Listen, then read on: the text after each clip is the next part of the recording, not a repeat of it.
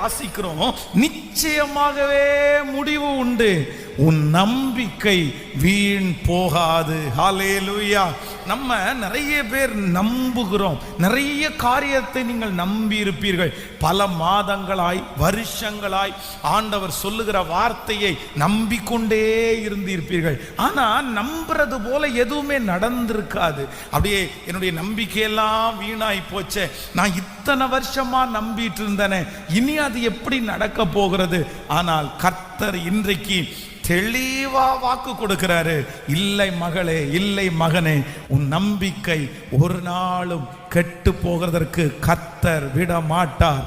உங்களை குறித்து கர்த்தர் நம்ப பண்ணினதை கர்த்தர் நிறைவேற்றுவார். உங்கள் பிள்ளைகளை குறித்து கர்த்தர் நம்ப பண்ணினதை கர்த்தர் நிறைவேற்றுவார். உங்களுடைய எதிர்காலத்தை குறித்து தேவன் நம்ப பண்ணினதை